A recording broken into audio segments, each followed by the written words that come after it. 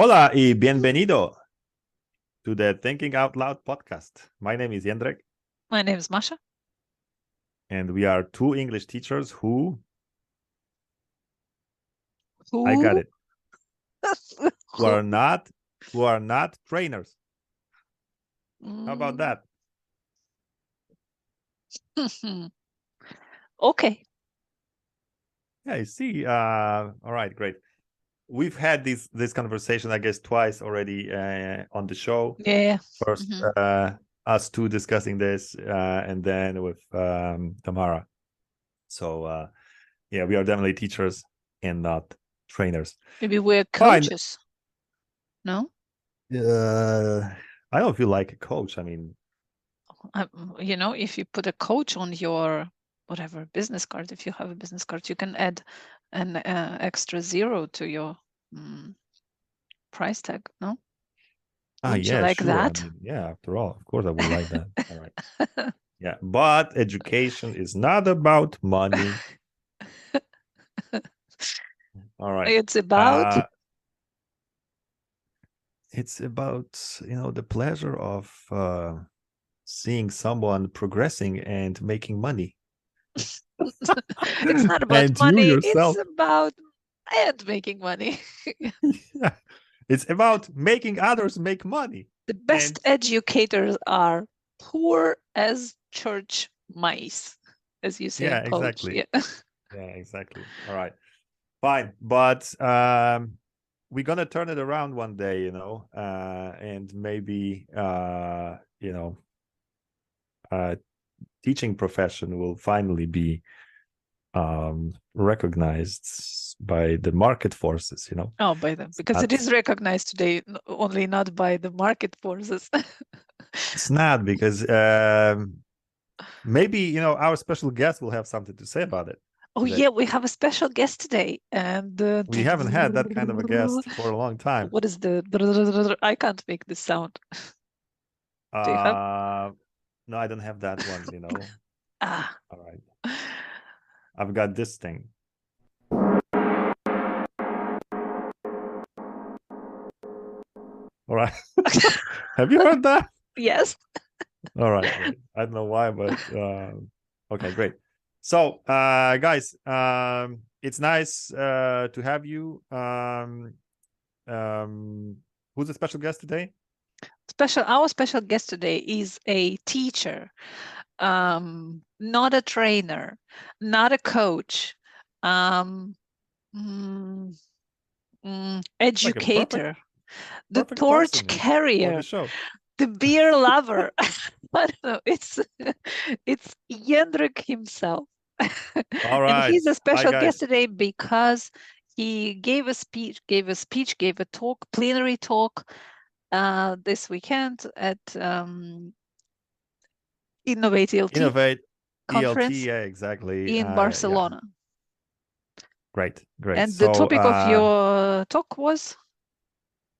Well, there was no topic, but if I was to name it, I would say that it was genuine education in the world of technology. This was the title? Yeah. I would title it like this. It wasn't the title because when I sent my application to present, I didn't know what I'm going to talk about. That's the funny part about it. I mean, first you send something, and I sent the application where I put this controversial. You have to be controversial to be admitted. Controversial. You sound so French after really? a weekend in Spain. All right, but yeah, I named, I think, the file that I sent something like all schools need is English. It's like all you need is love, I guess, was the song by the Beatles, and I kind of but I don't think it's telling, even though I did keep this thought at the back of my head throughout writing of the speech and so on. So yes. if you name the talk true. What is the education? No, Genuine. It's genuine. genuine. Yeah, I call it So genuine. Yeah. if it's Real genuine, McCoy. then it yeah, it sometimes helps, especially with something as difficult to define as education, to look at the opposite. What do you think is the fake education? Yeah, great question, Masha. I wouldn't call it fake, but because I put on the opposite side the dominant form of education, which comes down to absorption of skills and of knowledge and learning skills, right? And why This is wouldn't you knowledge and call it skills. genuine? After all, it's about knowledge. Yeah, I'm not calling it genuine because I was trying to translate the word educated into Spanish. And it turns out that educado, the Spanish equivalent that Google Translate provides, doesn't really mean educated in the English sense, or in let's say Polish, because we also have educowany, So educado in Spanish actually means polite. You see? It's interesting, right? It means polite. Maybe it's just a false friend, like labra, they Well, have okay, be it libreria, library. yeah, be it a false friend or not, Mhm. but still the stem, educated, educado, Mhm. it's still there has to be something to it, right? That for some reason the Spanish language uses this word to mean polite, or there's more. It's not even like, it's not like it's exactly polite, but basically the person that is educado is polite. It's, so you see, it goes beyond just skills or knowledge, just like politeness. Politeness It's to me not is good manners. good manners. Yeah, okay. That's a great point, because you could have good manners, you could learn them from a book, right? About savoir Or you vivre, can be right? trained by carrot and stick. Yeah. Oh yeah, you're right. But then so there is this every concept has its genuine, its genuine like part, because I think that I was asking this question once, but I don't know if that was on our show. Is culture a soft skill? But culture in the sense of manners, because culture, being cultured and polite, I think will get you far, right? Because or it won't. Not There are without a two. brain. Yeah, but I think, but also on the other side, if you're polite, then it means you're soft. So if you keep nodding, and if you don't really shout out loud and fight for your rights, you're gonna be ignored, right? There are these two let's say points of view that if you actually fight, look at small kids. These guys are not really polite, they'll be screaming until they get what they want, their bottle of milk or whatever, right? Until you change the diaper. And they are quite effective, because they get what they want.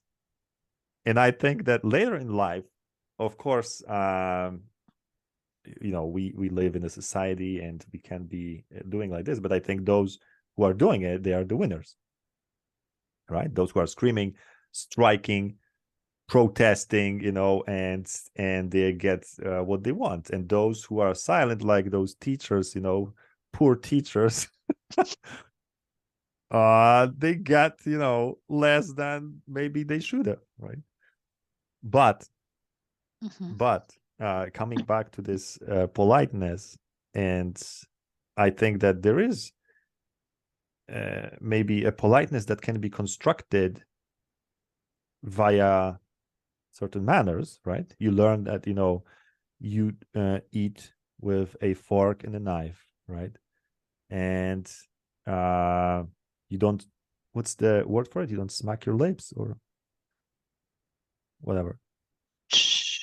Chom? No, not Whatever. something. But you know what I mean. You know what I mean. You don't do that. Yeah. Right. All right. So and then you learn certain rules, right? And there are plenty of them, but by principle you can learn all of them. You could learn all of them. Like, you know, you let women pass first, and then, you know, you open the door in front of a woman, and so on and so forth, right? Well, again, it sounds like training to me. It sounds like training, but if you master all of these rules, because that could be codified, right? And it actually is. There are books on savoir vivre, you know, this the way of acting, right? Politely. And if you master that, then you can come off as a polite person. But deep inside in your heart, you know, you may hate people, but you're very polite, you know, and your manners are impeccable. But and I'm so right. You're where's frowning. the connection you're trying to make educado and yeah, but because, you know, exactly because, you know, I think you can be polite because it comes from certain deeper regions of you, this politeness, and it's not because you learned you know, certain rules of behavior, but it's because you're sensitive, because you're empathetic, because you feel what others are feeling and you're acting accordingly. And there is probably also certain knowledge about behavior involved. Sure, I mean, you're not born with, you know, knowing the rules of living in a society in a civilized manner, but I think that you don't need to learn a lot of these rules if you are kind of honest and sensitive, you know. I don't know if that makes sense, but what I want to say is in that, different you know, cultures you have to really learn these you know, yeah, rules. you're right, but you know, then we are approaching this training versus upbringing difference, right? That of course you can train your dog to do whatever you want, right? Bring you the slippers or something, but or your wallet or whatever, a remote. but you can bring your dog up as well. You don't need to send it to school, and the dog will also be obedient. But I think this obedience will come from a different region of dog's soul. Like dogs have soul. Right. Okay, you know, it's getting somewhere really deep. So what's wrong with knowledge and skills?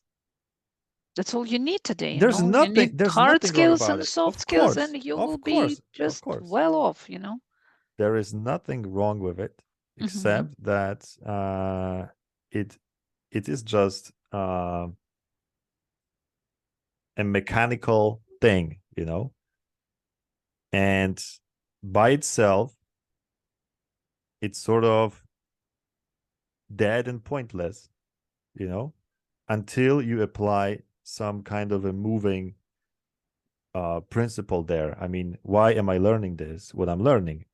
Why am I doing what I'm doing? And until you add, you know, some kind of a layer that will animate those skills and knowledge and make good use of it. By good, I mean, you know, this good for good. Because I don't think that we are lacking today, honestly, in this world. I don't think we are lacking skills or lacking knowledge.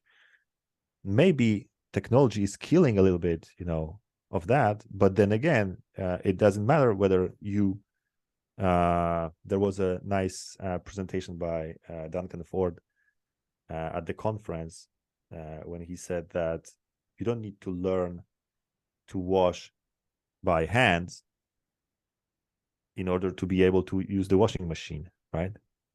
It's the same with writing, for example. Now ChatGPT can write a beautiful essay. So should you actually spend your time training writing skills or something like that is a big question, right? But it sounds like this skill of writing is slowly but surely being outsourced to a machine, right? And so, of course, we are getting de-skilled in a way, but I don't think that this skill is disappearing from our planet, right? It's simply in a different place. It's not in our heads or hands, but it's in a machine. But so the world doesn't lack skills from this perspective. You know, it's the skills are out there, whether it's in, you know, I know that there is always this catastrophic vision that, oh, what if the computers, you know, all go offline or something, you know, and then we are back to the Stone Age. You won't be able to boil an egg. Yeah, because you... yeah, but but I don't think this is like a probable scenario. So I think the skills and knowledge are out there, and there's abundance of it, abundance really, and it keeps growing. But what is missing is that element that makes good use of it, you know. And this is, I guess, the task of modern education. I don't want to say that, okay, guys, now you stop learning to read and write because the machine will read it and write it for you. But I think that the shift in education should actually, or generally, if we want to stay humans, we should generally refocus our attention and pay more attention to this. I called it, you know, it's not easy even to talk about it, because where are we shifting our attention? Like, I used a metaphor in my speech that we should move from grammar to meaning. And that basically means that we should produce, sorry for the industrial word, we should produce as teachers people who are integral, who are whole, who are not just skills and knowledge, or let's say operators of certain machines, but who can make a decision, who are sure of that decision, who have certain convictions, you know. And that is hard to produce these days, because you've got a lot of choices. You can be anyone, you can be absolutely anybody, because I think a lot of, including of course you can choose your gender, but I'm talking about, let's say, professions, right? You can be anybody when you start school. But who to be, how to choose it, you know, these are really difficult things. You can follow the money, of course, but is that the, I don't know. These are all very interesting things, but I think that is this something inside that the genuine education, as I call it, should focus on, if we want to, of course, keep innovating, keep being original, and if we want to flourish as a civilization. Because if we resign from that, I think we are becoming more and more like a tree that is cut off from its roots. So we are just withering, basically. We are more mechanical and inhuman, basically. Listening to you talking about genuine education is like reading Alan Watts about Zen Buddhism. It's easier to say what Zen Buddhism is not, because blah blah blah blah. No, I think okay. Why of all teachers, you, a teacher of a language, English language teacher, talk about genuine education? After all, language is just vocab and grammar. You just memorize all the vocab, learn all the grammar, and here you are. What are you talking about? Yeah, great question, though. I started my speech by stating the obvious fact that we are part of the education sector. We work in education, so why wouldn't we actually be responsible for education in that broad sense, Yes. not just being responsible for that small part called English language, but generally educating in that deeper sense. I think the fact that we are English teachers is a certain privilege, I think, because of the fact that we are dealing with the language. Language is a useful tool. I'll talk about it later.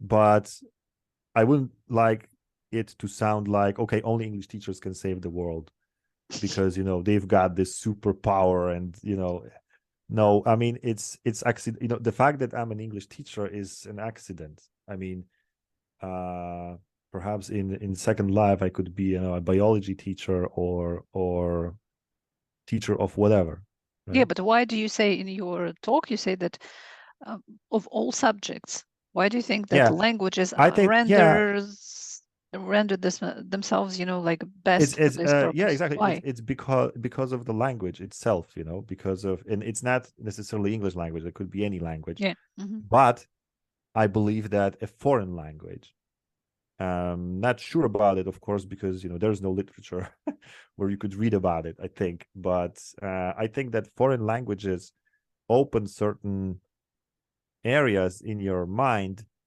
that are inaccessible, paradoxically, in your L1, in your first language, because you just take things for granted, right? In your first language. So you don't really think about concepts. You don't really think about this educado. If you're a Spanish speaker, say educado, you don't care. And the same, you don't see certain parallels. So I think that a foreign language, second language, gives you that. It basically, because what second language does is it contrasts with your first language naturally, because you make these comparisons and translations all the time. And this is a space where you find new thoughts, basically, because it's like, oh wow, they say it this way, we have it like that, and then and I think, of course, if you keep adding languages, perhaps your horizons expand even more, but I don't think it's necessary. I think that one foreign language is already a great tool to open these new vistas, so that's and you asked me why foreign language teachers, because of language, exactly, and the fact that of course there's grammar and there is this very technical aspect of a foreign language. It's super important, especially at the beginning, when you start. But languages have this dual nature, right? They have also meaning. And this is where the fun part is, of course. And it's also problematic. This meaning is problematic because, it's very hard to grade. It's like, how are you going to grade my answer? I mean, in terms of meaning, like, was I smart? Was I not? Or did I go deep enough? And so on. So it's hard to grade. That's why I think schools generally, schools, whether we think about public schools or schools, language schools, right? They keep away from that because meaning is difficult to commodify or difficult to measure. And all you can have as a teacher or as an interlocutor generally is certain impression, like, oh wow, that was when you talk with someone, you can feel this aura. I don't now we are touching some spiritual, you keep using something inside, aura. Yeah. I think it takes someone smarter than myself to verbalize it and maybe to write it down one day, because you're right. Once we leave the sphere of skills and knowledge that is perfectly safe and understandable and clear, we enter the sphere of something, right? That is very hard to name, or even if we name it, somehow these names sound strange because there is something like spirit, there is something like aura, there is something like level or, you know, some kind of depth. What is that? A soul, you know? We have long abandoned this world because I guess it's basically the result of, perhaps it's my guess, it's the result of technological advancement, that basically technology affected not only the material world that we live in, but also our way of thinking. And we think in that technological way, which is very material, concrete. It's actually, this is what the Western civilization has been for long Science decades. is the king. Yeah. Yeah, science, exactly. Science, but I wouldn't blame science, you know, or the you know, the developments in science for this, let's say, mechanization of humans. Of course, science, if you think about the scientific way of thinking, it has affected humanities, right? So now you think about language also in a scientific way, right? That you are looking for some evidence that it works. You do the research in methods. That method works. You know, we have proof.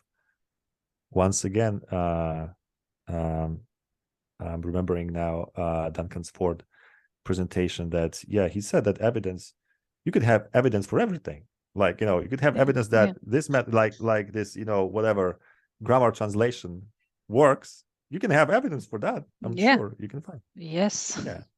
It works. And then you can have evidence that it doesn't work.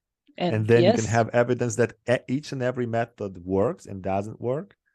So, you know, but what I wanted to say is that, you know, this very down to earth kind of thinking, very rational to the extreme, has, of course, we have benefited a lot from that, but we have also lost something. And I guess that's why, you know, talking about it today is difficult from the lexical point of view, because we are left with these concepts that are very vague. Well, you're not advocating that we go back to the caves, sit around fire, and talk about no, not at all. Have conversations. Let me rephrase. You're not advocating that we should not focus on form. We should only focus on meaning. You're saying that we are just focusing on form too much. It needs focus, exactly. I guess what we should do or aim at is to at least equal the level, to balance these, because, you know, right now we've got, it's like, imagine this, I guess this metaphor with a tree is great. Imagine you have a tree that has a beautiful, really, really developed crown, right? But like very, very short and shallow roots. And so that when the wind comes, it's and, you kind know, of impossible, you know. I know, but let's say that we have okay, we have cut these roots, okay? I know it's the tree dies. In nature, it's impossible. Okay. But we have been, let's say, controlling. We've had this tree in our greenhouse, and you know, we have been designing it, and we were basically cutting these roots and pouring water so that, you know, the tree could grow. I mean, externally. But below the surface, there's just like, you know, let's say 1 meter deep root, you know, that's not really developed. And now let's assume that in some Marvel universe. But now you take, and we are these trees, you know, and so now when a wind starts blowing, we just fall down. We don't know what to do, you know, because there are no deeper regions where we could search for the answer, like, you know, and these are the convictions I mentioned, right? That we don't really know what we do. I mean, we have to quickly search for a scientific answer, you know. What's the answer? What's the answer, you know? There's a book, I think I have it here in my room, called English for the 21st Century Skills. And if you know, Masha, there is like a set of 21st century skills that were designed to deal with the 21st century. What else? I mean, this ambiguity, this growing uncertainty, because there's a lot of everything, a lot of data, a lot of everything, really, like, and this is driving people crazy because they don't know what to do, and the answer is symptomatic, because they designed skills to tackle certain problems that appear because of the growing mechanization, and you know, this growing, how to call it, data, big data, whatever, you know, thing. And now they are designing new skills to tackle this. I'm pretty sure that in the 22nd century, or whatever, the second part of this century, we're going to have to redefine these skills, because it's going to be too much. You know, no one's going to be able to deal with that ambiguity and uncertainty that is to come, because you know, it's getting worse and worse. I don't think skills are the way out. It's just this skillology, you know, this way of thinking in terms of skills, that, okay, we've got a problem, let's find skills to deal with the problem. It's a very American way. You know, it's like, you know, we've got a problem, let's find some skills, let's deal with it, you know. And what is the European way? The European way is almost the same today. Let's have some wine. Yeah, oh yeah, exactly. No, come on, you know, let's take a break, you know, let's come tomorrow. Yeah, but no, I'm thinking that we could, and there are, I think, also examples, you know, we could actually, once again, I don't like the word produce, but I don't know what is school actually doing to people. It produces graduates today. You see, I'm affected so much by this language. But we, that is educators, teachers, and schools in general, we could produce graduates that maybe are not like, you know, know-it-alls that know all the, you know, knowledge possible, if that is even possible. It's not possible, but and we maybe shouldn't focus so much on, once again, producing graduates that are like Rambos, you know, with those skills that are, you know, up to date and ready to fight, you know, with reality around. But schools, I guess, should be some sort of, I don't know, sanctuaries, you know, where you develop that integrity of yourself. Each one has a different integrity, but and how do you do it? It's a great question, right? But I think language is the key. Language, but not like language itself, like, okay, so yeah, I think language, but specifically it's this meaning side of it, you know, this kind of so what I mean by language is I believe also interactions, conversations, meaningful stuff, that is, you know, not just building language for the sake of building language, but actually communicating, trying to express what you, this is, Masha, exactly what we are doing here on this show and in our classes. It's like, to our listeners, you can go back, listen to some episodes from the past where we are cracking these concepts. We are total amateurs, right? Like, you're not an expert by any chance, are you? No. Yeah, I mean, but look, we open a maybe dictionary, in dieting, right? you know, everybody is an expert in dieting, you know. Yeah. Yeah, losing weight, eating healthily. Yeah, but you know, but we throughout these 4 seasons, I like how it sounds, you know, 4 seasons that we had. I think we have actually tackled so many concepts that we are not even like experts, is too big a word, but we are just total newbies, you know. So would you say after 4 seasons now we are genuinely educated?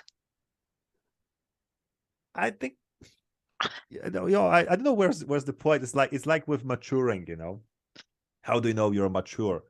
Where's the point? Is it 18 years of age, or 21 or 55, or is it like 99? I guess it's very hard to say that you are like genuinely educated, because it's a process that continues, I guess. So this is lifelong learning again. So at This least, concept, but would you say that after these 4 seasons, what did you say about integrity? So what we are more happened to our, integral. you Yeah, would we're say more that? integral. I would say that. I would say that I know more about who I am, even though I wasn't learning about who I am, But I expressed myself in so many different contexts, trying myself against different concepts, against different problems. And even though it was very amateurish, because the level of our conversations is, well, the level of us, right? Maybe if we had some, I mean, this is not personal, Masha, I think you have a fantastic level of everything, but Maybe if we had some proper education. Yeah, I mean, but you can, but it's not like you have to be a great football player to be a great football coach. I know there are many examples of great players who are later great coaches, like Zidane and. Oh, come on! Do you Mostly really long. believe in that? You really But believe in that? That you don't have to be a good football player to be a good coach? of course. Well, take who there's a lot of them that weren't really great or famous, at least football players. I guess Jurgen Klopp, who's a fantastic coach. I don't think he had any kind of success. He was nowhere near a successful career. He was a football player, but but there are other maybe even better examples. I'm not an expert here as well.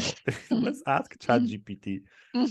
But I think there were great coaches, legendary coaches in different disciplines, who did not actually achieve anything in that as players or athletes generally.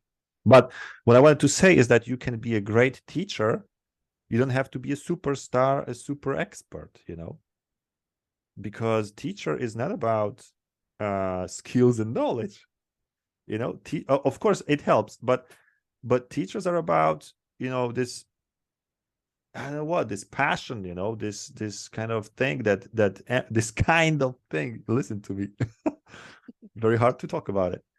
That the thing that kind of emanates from you, that radiates. I don't know how to say that, but some people could say it's passion. Maybe it's passion, but then again, I don't think I'm passionate about English. I'm not passionate about this subject. It's a coming out, Ah, the end of season sorry, guys, I'm not passionate about English. You have been studying with me for so long, and now you learn. No, let me go back to you kind of let me go back to what you said about expressing yourself. So expressing yourself helps you how? Well, it helps you because very often you think that you know something, but you only think that you know. Like, you know it very well, maybe from our questions, you're asked, like, what's the difference between a shy person and a coward? And you think, of course I know. I like shy person, coward. I mean, it's two different things, like totally. But then try and verbalize it. Now, it's hard because, these concepts overlap. They're elusive. They, you need to find a good example maybe to illustrate that. And now give me a good example of a coward. So maybe you need some examples from books that you read or from movies. It's not that easy because we take a lot of things for granted, especially in L1, and that is in the first language. I forgot that it's not only teachers that listen to us, and I use L1 and whatnot. But and I think that once you try to verbalize it, you realize that, wow, this is difficult. This is difficult to do. and I need to use all of my forces, intellectual forces, my imagination, my a huge apparatus that you need to employ in order to express it. But once you express it, and even if you're not 100% satisfied, but once it's out, you're already more integral. I know it's you're already a better person in a way that, but the condition, there's one condition, that what you say has to be honest. I don't know how to say that, because it's also true, Masha, that I know a couple of situations. I've had a couple of situations where I asked, like, this typical, what's the difference between, and the answer was like, very fluent, beautiful, like seamless, it's like flowing and everything, and clever. But I didn't feel like, I didn't feel it's, now, sorry The for person that. was passionate about it. It's not about, it's not about being passionate, but I didn't feel like the answer was coming from the heart. It was more What like, and the yeah, heck are you sorry for that. talking So, about? yeah, Coming but from the but heart. wait. Because the answer could be very technical, right? Like, the difference is, there's definition of this, there's a definition of that. Very often, actually, it's tempting to look it up in a dictionary, and the dictionary solves your problem, right? What's the difference between shyness and cowardice? Come on, we have dictionaries for that, or better now, ChatGPT. Yeah. But the thing is that you shouldn't be using that, and You should think for yourself. This is what you should think for parents yourself should and tell me. struggle. And struggle. No, but really, like, struggle. And because if you are alone with the problem, without external sources or some kind of how to say that, pre-learned definitions, right? If you're so the best thing is if you're actually taken by surprise. It's like, whoa, what is that question now? And you have to quickly deal. If you're unprepared, is the best thing you can do. But coming back to my experience with the students I had, they were usually young people, but like young people meaning even teenagers, but they're so outspoken. But then I felt like, this is too good. No, it's like, okay, sit down, you get F because you're too good. Now, I know that is what real teaching is about, It's about punishing those too good ones. Okay, so you All right. educated all these people at ELT conference about what genuine education is. Now enlighten us. Well, I wasn't educating people. I was preaching. Okay. And I was drunk. No, I'm kidding. But I had a hangover, it's true. Yeah,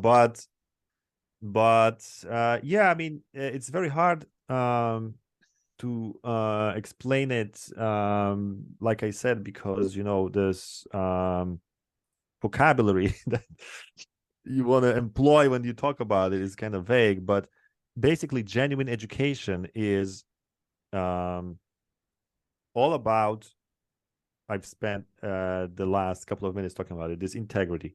So it's about basically producing people. Once again, producing. I hate that. Sorry, I need to find a better verb for it. What do I say in Polish? Wypuszczać, It's like, it's pretty much the same. All right.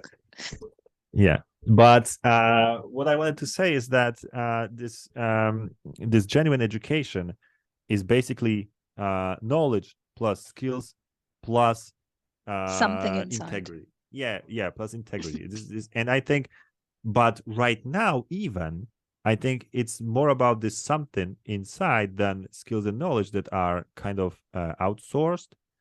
I'm not saying it's not, because I don't think you can just learn this depth, to acquire this depth as a human being without learning skills. So that, okay, let's just acquire just depth, and let's leave grammar aside. This is, you could, I mean, thinking about, for example, running our classes or our conversation here in, let's say, a Turkish language, would it be possible? I think yes, because we could use Google Translate or some better tools, right? And we could speak in Turkish. No, sorry. We could, Masha, you could. Come on. I remember when I first came to France and my French was nothing.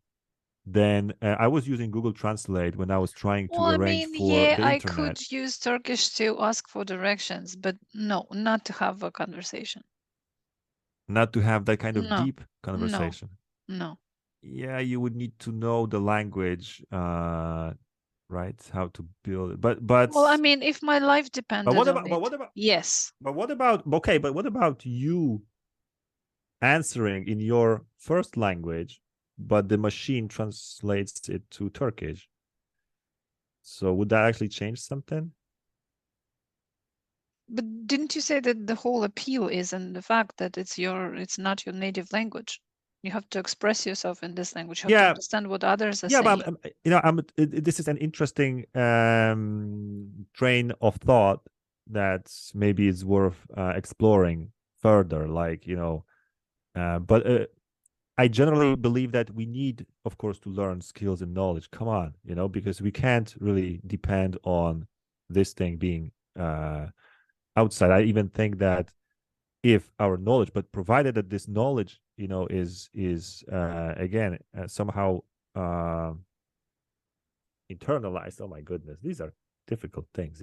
You're asking basically an amateur difficult questions. Well, you applied. Oh, yeah, I applied, but so I didn't. Probably you claimed you knew what you were talking about. I'll tell you what, this is difficult. This is difficult what I'm talking about and what I was talking about. And I think because it's difficult, we are in the situation where we are right now, right? Being basically outmaneuvered by technology, and we are on the brink of losing extinction. our exactly, on the brink of extinction, losing our job. Have you seen that Call Annie app? Mm-mm. It's like a redhead girl, quite sexy to be honest, but she's using this ChatGPT sort of engine, and you can talk about her about basically anything. It's like a speaking partner. It's amazing. It's like I was blown away by this. Oh, it's not a sex thing. No, it's not the sex thing. No. Sorry, I mean she's sexy, but she's just it's like a ChatGPT with a human interface or whatever.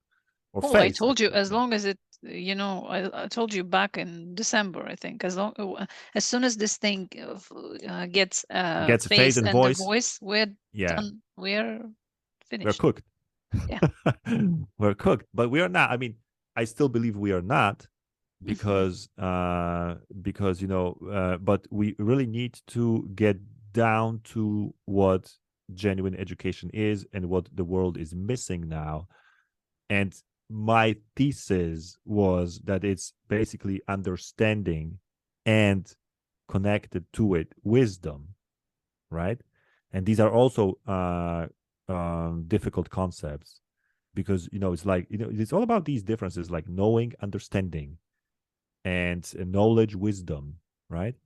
They are on opposite sides somehow, but I think that genuine education should be about understanding. It should be about wisdom, and this way we could level up this these withering roots, whatever. Oh my goodness, this is really complicated what I'm talking about.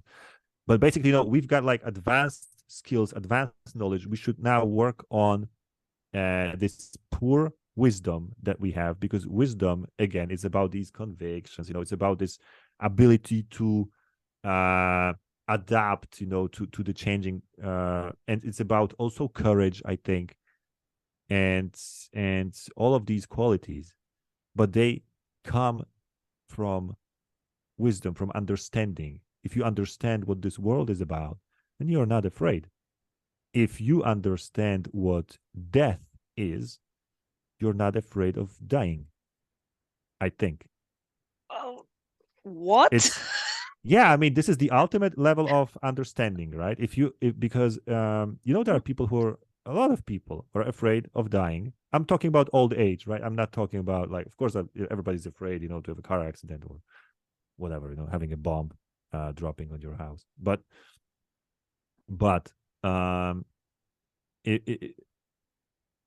think there are people who acquire certain understanding of life, and once they acquire it, they are no longer afraid to die, to say bye to this world.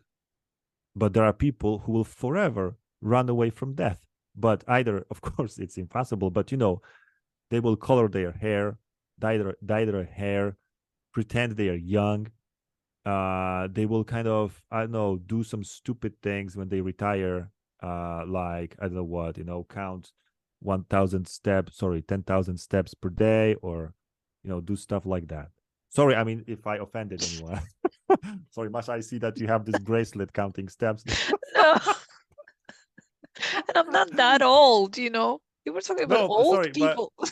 But you know what I mean. But and I'm not saying that, okay, you should be just waiting patiently till death comes, because I can't go dancing, I can't go, this or that. No, sorry.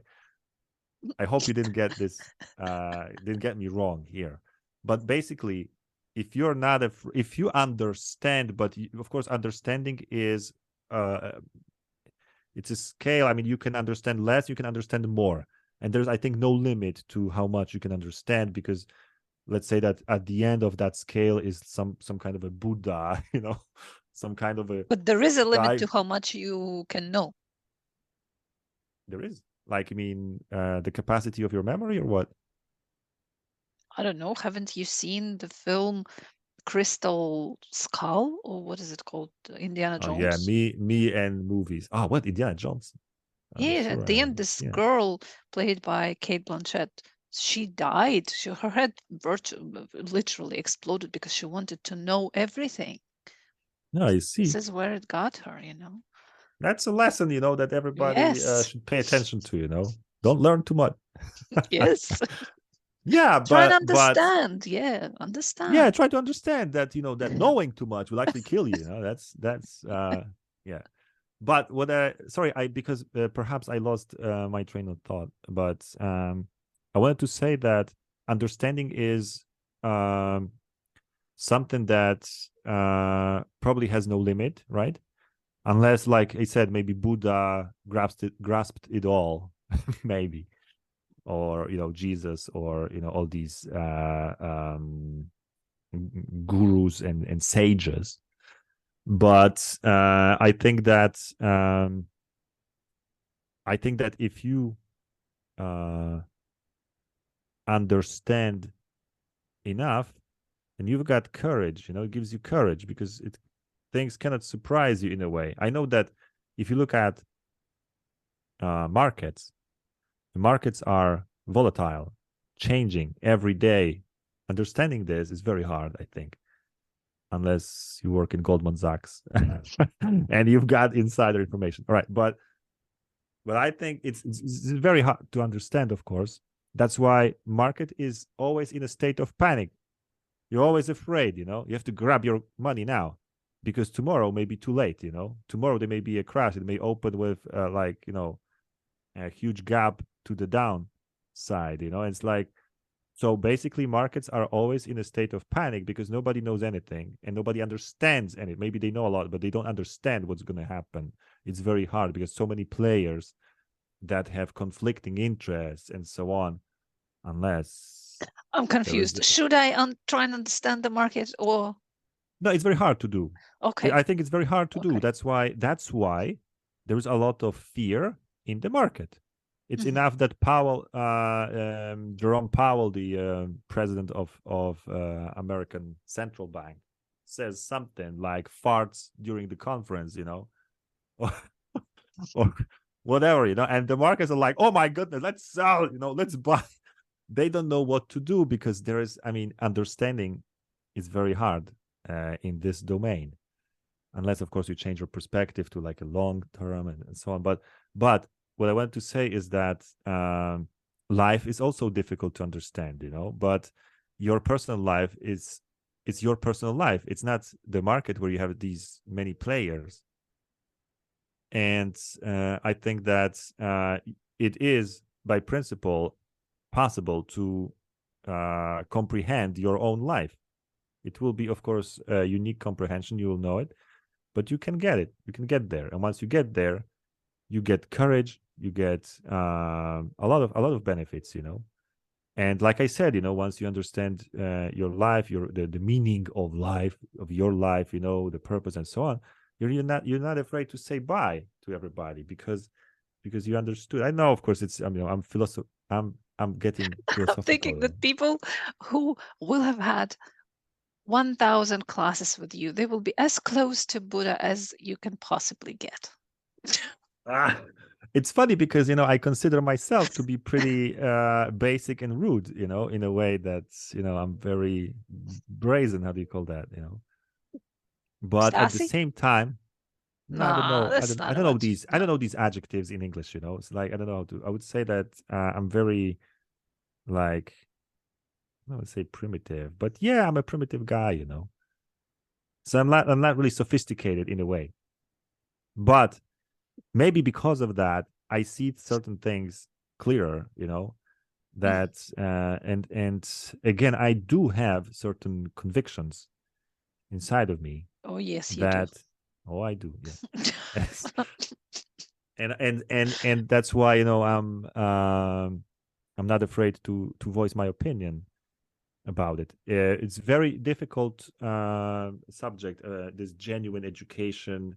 What is it? But we have to, try and contrast it with what we have right now, what we consider as education, what we believe is education, because I think once again it's a reduced version of education, this thing that is offered to us right now in various schools, courses, you name it.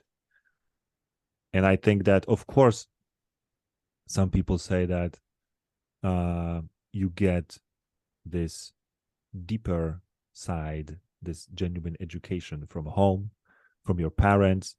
Maybe your dog can teach you something, right? Like, how to be a friend. And so, no, it's we talked about this in our podcast, but a dog could teach you a lot, but he has no papers. Like, he's not a teacher. Everybody and everything is a teacher. Yeah. The street, your friend, everybody is a teacher, whether you like it or not. Parents, of course, they are teachers par excellence, But that's why teaching is so funny, But what happens actually if you walk down the street, or if you spend time with your dog, or because you learn from these places and objects and people. And what do you learn? You have certain observations, and I think this is a very important point, in education, that you have your own observation. It's not an opinion. It's not something that someone told you.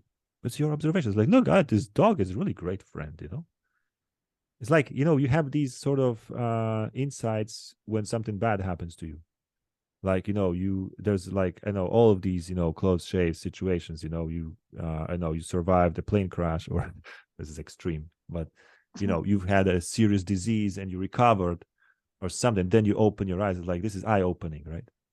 Like, you suddenly realize that shit, I should change my life totally, or I should do this, do that. These are the rare situations generally, because, we tend to live in these bubbles. Very soon we'll basically limit ourselves to our mobiles, or whatever comes after mobiles. And, I'm safe, isolated, and, I can live my life. And I washed my hands. Yeah, and wash my hands, exactly. But yeah, great point.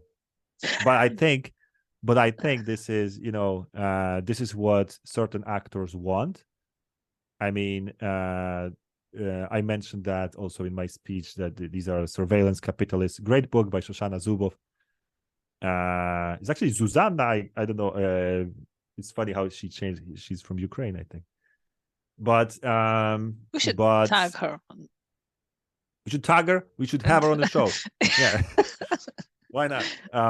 But I think she explained quite nicely, this concept of surveillance capitalism and the big tech players like Google and so on, Facebook, that basically in whose interest is to control our behavior and to make us predictable.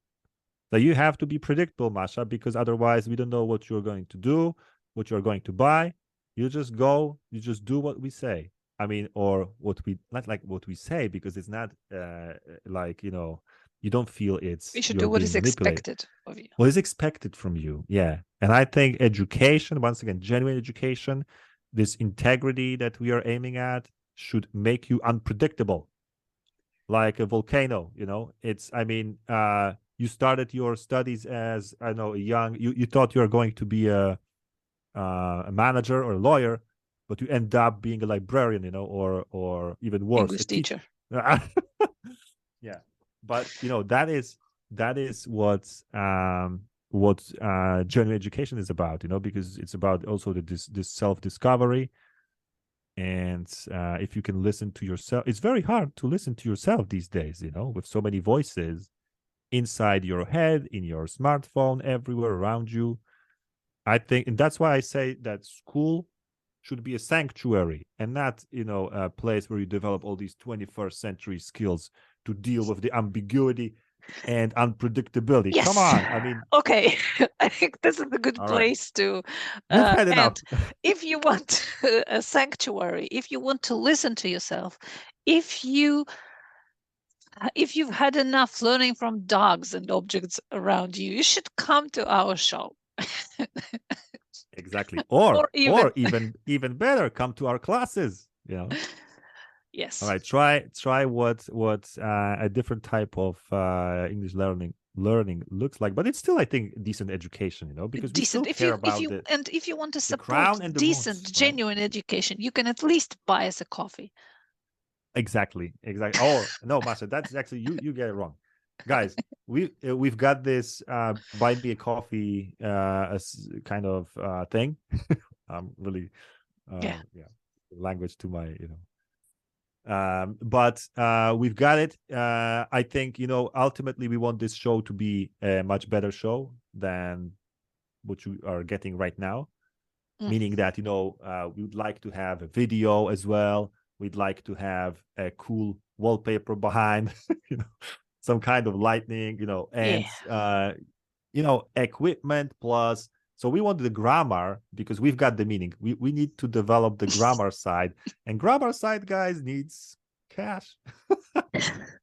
So that's why if you support this show, you can count on it getting better, technical, because more after all, genuine education is knowledge, skills, and integrity. And right now we are lacking what? We are lacking, Masha, the technical. We are like the opposite to modern education, because we've got this integrity, everything, but we don't have. I mean, we don't have this. We are not like. Sorry to say, I want to say we are not sexy, but you know what I mean. We are not. I think we're very sexy. No. Look, 50 plays per episode. Yeah, I mean, yeah, this is, I'm really proud of you, our listeners, look at this. 50 people, as for now, listen to Thinking Out Loud on average each week. And it's like 50 people, Masha. So imagine this room. I couldn't fit 50 people here, It's amazing. Yeah, neither could I in my room. And it's much bigger than yours, Yeah, you see.